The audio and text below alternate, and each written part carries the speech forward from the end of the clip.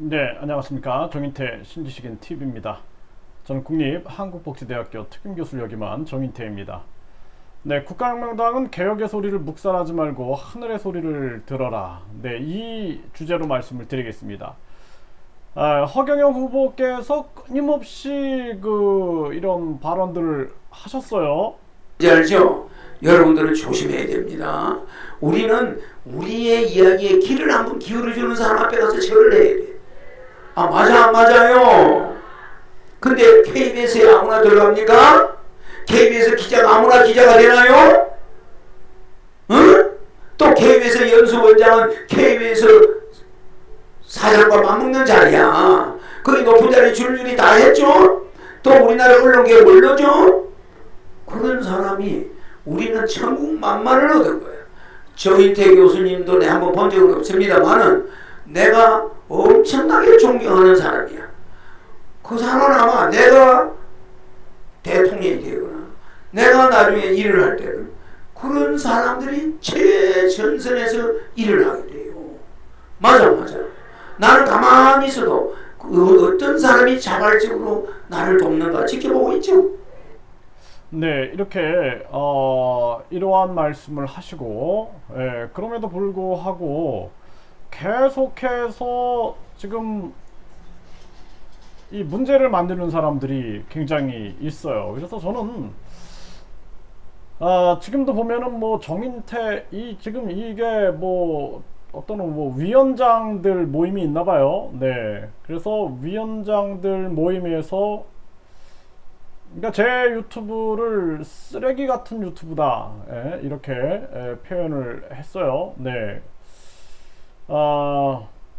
그리고 계속해서 저에 대해서 이렇게 계속 안 좋은 발언들을 하는데 저는 그렇게 생각이 듭니다. 그리고 또 이렇게 개혁을 원하는 사람들이 많아요. 지금 여기 보면은 정인태 신지식인 TV에서 지금 국가혁명당 허경영 후보 당선을 위해 혁신해야 한다고 생각하시나요? 아니면 이대로 문제없다고 생각하시나요? 했을 때 2,700명이 투표를 했는데 2,700명 중에 92%가 허경영 후보의 당선을 위해 혁신해야 한다 이렇게 얘기를 하고 있어요. 8%만 이대로 문제없다라고 얘기를 하고 있습니다. 8%만.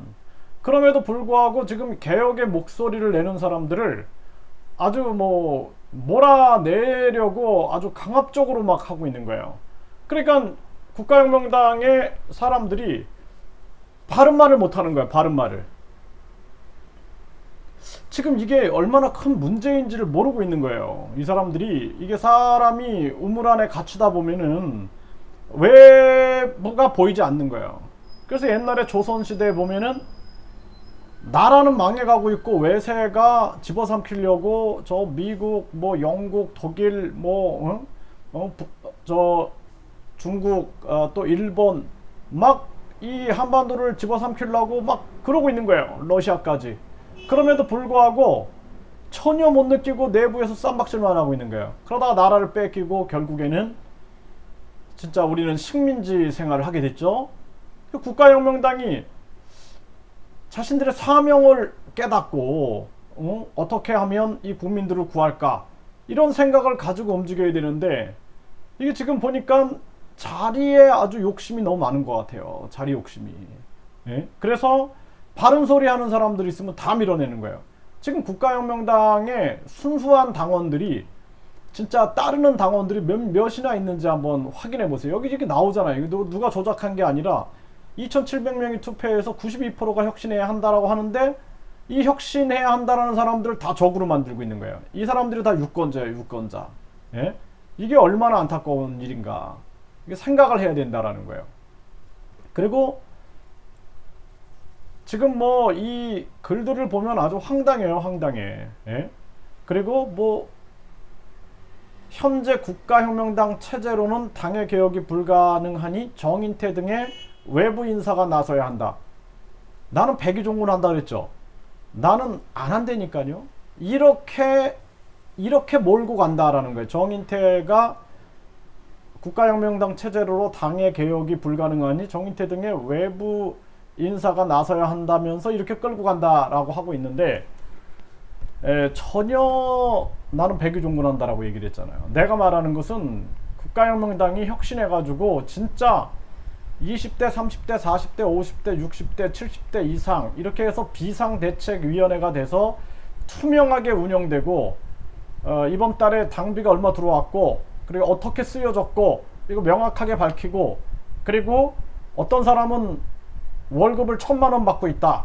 그러면은 왜 그 사람은 1,000만 원 받고 있느냐, 그리고 돈이 이렇게 저렇게 나갔으면은 왜 나갔느냐라는 것을 명확하게 밝혀서 국민으로부터 신뢰를 얻어야 된다는 거예요. 그래야지 1,000원의 기적, 10,000원의 기적이 일어나지. 이런 식으로 92%가 혁신해야 된다라고 얘기하는데 92%를 욕하고 몰아내려고 하면은 그게 되겠어요? 예?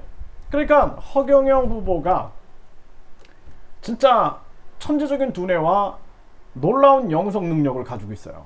그러면은 그 영성센터가 됐든 또 하늘궁이 됐든 모두가 선한 마음을 가지고 선한 영향력을 끼치려고 노력을 해야죠. 예? 진짜 과연 그러고 있는가를 양심의 손을 얹고 얘기를 해봐요. 양심의 손을 얹고. 예, 국가혁명당도. 그리고 그렇게 해가지고 지금 현재 그러면은 성적표를 한번 보자라는 거예요. 성적표를. 네. 성적표가 지금 현재 우리나라의 차기 대선 후보 적합도에 보면은 허경영 후보가 등장이 안 되고 있어요. 박용진이 0.3이 나오고 있고 안철수가 1.3, 허경영 후보 나오지가 않고 있어요. 그러면 어떻게든 허경영 후보를 이 지금 여론조사에 넣으려고 노력을 하고 있어야죠. 예? 이게 자기 진짜 혁신을 거부한다라는 것은 발전할 수 없다라는 거예요. 개혁을 거부한다면 어떻게 발전하겠어요? 그 조선이 망한 이유를 깨달아야 되는 거예요. 고려가 왜 망했어요? 고려 말기에. 결국에는 내부적으로 부패되면 망하는 겁니다. 여기도 보세요. 정당 지지도에도 국가혁명당이 어디 나와? 나오지 않잖아요, 지금. 지금 지지도 한번 보세요, 여기. 예?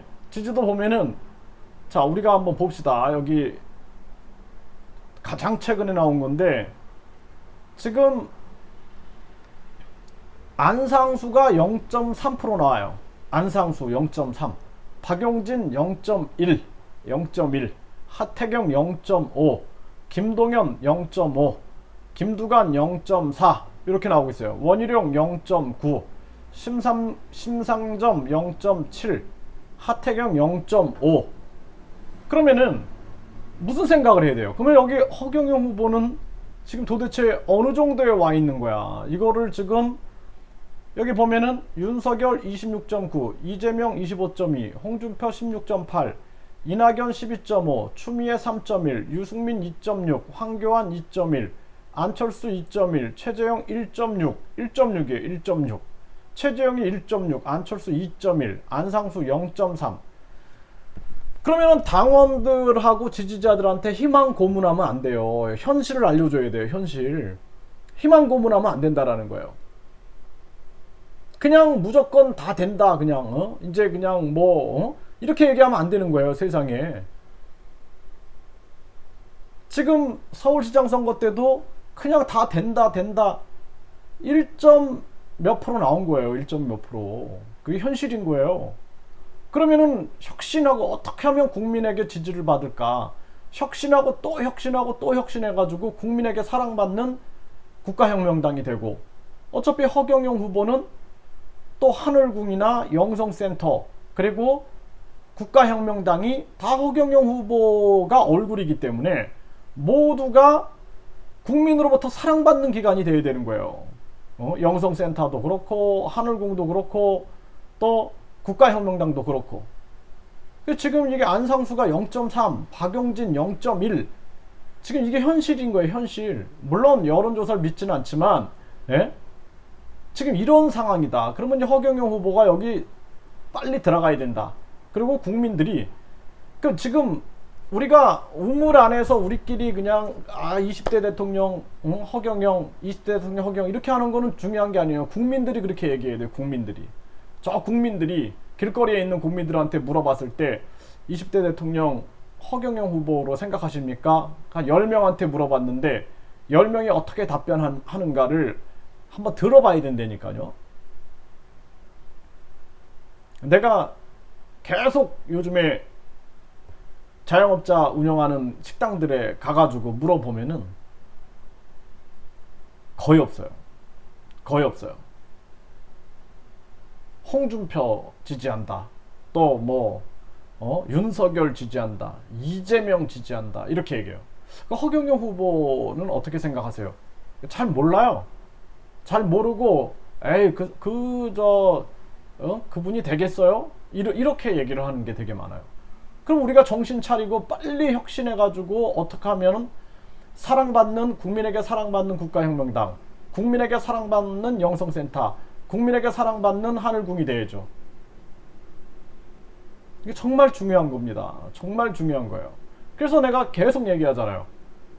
빨리 자영업자들과의 간담회를 개최해야 되고, 그래서 황교안 KBS 전 연수원장께서 선대위원장을 맡아가지고 계속 자영업자들 그 분향소에 가셔야 됩니다. 분향소에 가셨잖아요. 국민들한테 박수 받았잖아요. 그리고 이제는 간담회를 해야 됩니다. 이제 자영업자들과 간담회를 하고 정책 협약식을 하고 그 다음에 계속해서 토론회를 해야 합니다. 거대 언론이 계속 1번, 2번 후보만, 거대 양당 후보만 알리고 있으니까, 그러면은 우리가 세상을 뒤집어 엎을 수 있는 국민 경선 유튜브 연대를 만들어서 유튜브로 뗏목 언론을 만들어 가지고 한 500만 명이 모인다. 그 500만 명 구독자가 있다. 그러면은요, 500만 명이면은 300만 명만 돼도 10%예요. 10%. 엄청난 거라니까요. 3천만 명이 투표를 하는데 300만이다. 구독자가 300만 명이 모인 유튜브들이다. 뗏목 언론이다. 그러면은요, 10%기 때문에 이거 뭐 다운되니까요. 왜냐면 이런 후보들이 지금 뭐 1%도 안 나오고, 1%면 30만 명밖에 더 됩니까? 30만 명? 1%도 안 나오는데 10%인 300만 이다. 그러면은 누가 안 오겠어요? 누가? 홍준표, 이낙연, 추미애, 뭐 유승민 안 오겠어요? 토론회 하자 그러면 다 오지. 안 오면 그 사람들이 후보로서 자격이 없는 사람들이죠. 그렇게 만들어야 된다고 하니까 계속 막아버리는 거예요. 막아버리고 사태가 만들어지고, 그것도 반성하지 모르고 계속 지금 92%가 개혁해라 그러는데 92%를 나쁜 사람으로 만드는 거예요. 지금 8%가 92%를 나쁜 사람으로 만들고 있는 거예요. 그리고 계속 지금도 단톡방에서 정인태 욕하는 거예요. 정인태 욕하는 거. 그러니까 허경영 후보께서 그렇게 하지 말아라 해도 듣지를 않는 거예요. 듣지를 않고 계속 그냥 자신들 멋대로 하는 거예요. 정말 안타까워요. 하늘의 소리를 들어야 된다니까. 하늘의 소리가 양심의 소리예요. 양심의 소리. 그 양심의 소리를 고요히 들어보세요. 그 양심의 소리가 찜찜한 소리를 내는가, 자명한 소리를 내는가 들어보세요. 마음이 찜찜하면은 그 양심이 좋아하지 않는다라는 거예요. 마음이 자명해야 돼요. 자명 아시죠? 예? 누가 가르쳐 주지 않아도 그냥 알게 되는 거예요. 그게 자명이에요. 자명. 스스로 알게 되는 거예요.